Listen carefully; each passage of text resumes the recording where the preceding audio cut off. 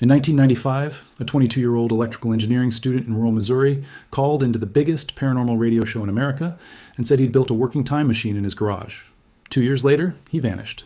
For the next 2 decades, his story spread across late-night radio reruns, internet forums, true crime podcasts, and eventually TikTok and YouTube, each retelling, adding a little more mystery, a little more drama, until the man who disappeared after building a time machine became one of those stories everyone half remembers but nobody can quite source.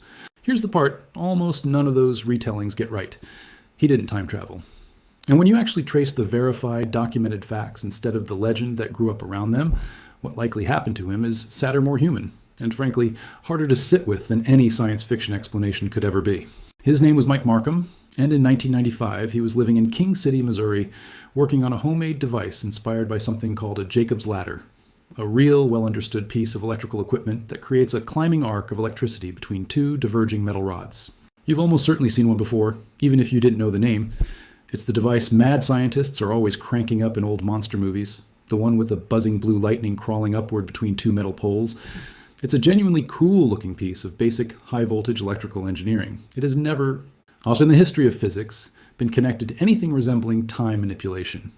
Markham modified his version using a CD laser, and according to his own account, during one early test, he created what he described as a small vortex and tossed a metal screw into it. He claimed the screw disappeared and then reappeared a short distance away moments later. There were no other witnesses. There was no footage. There was no physical evidence presented to anyone beyond his own description of what he says he saw. What is documented independently through actual police and court records is considerably less mysterious and considerably more concerning. To build a larger version of his device, Markham stole several power transformers from St. Joseph Light and Power, a real utility company operating a generating station in King City. Using them caused a local blackout, which is what actually brought him to the attention of law enforcement in the first place, not a scientific breakthrough. He was arrested, and police records confirm he served 60 days in jail for the theft, along with a suspended sentence. This is the part of the story almost never gets framed accurately. The world didn't first hear about Mike Markham because he made an extraordinary discovery.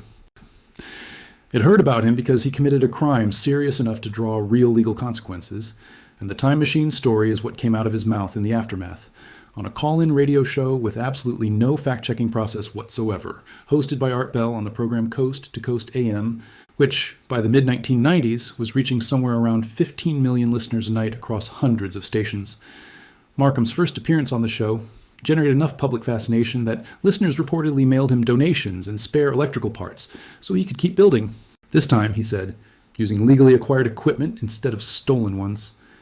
In 1996, he called back into the program to say he was about 30 days away from finishing a more powerful version of the device, one he now compared to the legendary Philadelphia experiment, a supposed World War II Navy program claimed to have made a ship invisible using electromagnetic fields. A story with no credible documentary evidence behind it whatsoever, originating largely from a single, unreliable letter writer, decades after the alleged event, and consistently denied by the U.S. Navy. Markham told Bell he claimed to have already sent around 200 small items and animals through his new device successfully. He said this time he would go through it himself. Then, in 1997, he stopped showing up. No more calls to the show, no public statements, nothing. The internet, which by the 2000s had a voracious appetite for exactly this kind of unresolved mystery, did what it always does with silence. It filled in the gaps with speculation, and the speculation, over time, calcified into legend. Here's a detail that quietly undercuts almost every dramatic retelling of this story, including most of the YouTube videos and TikToks built around it. According to later reporting, the Missouri State Highway Patrol never actually listed Mike Markham as a missing person, not in 1997, not at any point since. Vanished without a trace is the phrase almost every version of this story reaches for, and it simply isn't supported by the one piece of official record-keeping that would have existed if law enforcement genuinely believed he was missing. A man who stops appearing on a call-in radio show is not the same thing as a man who has officially disappeared, and the gap between those two facts is exactly where this story quietly transformed from. A young man stopped talking to the press into an unsolved time travel mystery, somewhere across 2.5 decades of retellings by people who had never checked the original police or radio archive at all. What we do have, eventually, is Markham's own account of what happened to him during those missing years, delivered when he resurfaced on Art Bell's later program, Midnight in the Desert, in 2015. According to that interview, he said he had, in fact, gone through with using his device, and that he experienced something like being struck by a flash of force, after which he woke up roughly 800 miles away from where he'd started in the area of Fairfield, Ohio, with no memory of who he was. He described living for a period of time in a homeless shelter, slowly, gradually piecing his identity back together, eventually recovering his name, his social security number, and enough of his memory to re-enter ordinary life. That is the account as he gave it, entirely self-reported, with no independent corroboration of any part of it beyond his own retelling on the radio nearly 2 decades after the fact. Take that account at face value for a moment, set aside the claim about the machine itself, and look only at the parts that don't require believing in time travel.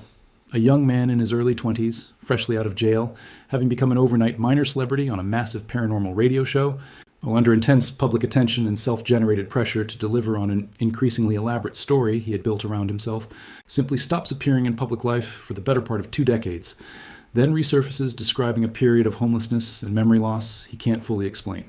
None of that requires a time machine to make sense as a story. It requires something far more ordinary and far more painful. A young person in real distress who experienced some combination of personal crisis, instability, and homelessness, and whose disappearance from public view, whatever actually caused it, got immediately and permanently overwritten by a much more entertaining explanation the moment it reached the internet. That's the part of the man who disappeared after building a time machine that almost nobody sits with, because it's a far less satisfying story than wormholes and Jacob's ladders. A real person, by his own account, spent time without a fixed home and without a stable sense of who he was, and for nearly 30 years, the internet's primary interest in that fact has been whether or not it proves time travel is real, rather than what it might actually say about what happens to a young man once the public decides his life is more interesting as a legend than as a person.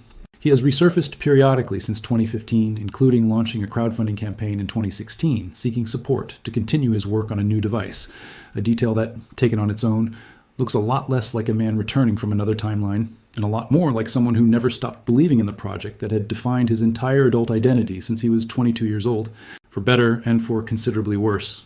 He remains, as of the most recent reporting, a subject discussed across true crime podcasts, Reddit threads, and an endless stream of short-form video content that almost never mentions the Transformer theft, the jail sentence, or the homeless shelter. Because those details don't make for nearly as good a thumbnail as he vanished into his own time machine. He didn't. What seems to have actually happened to him, even by his own telling, is the story of someone who fell through the cracks of an ordinary, difficult life while the rest of the world was busy deciding he'd fallen through a crack in space-time instead.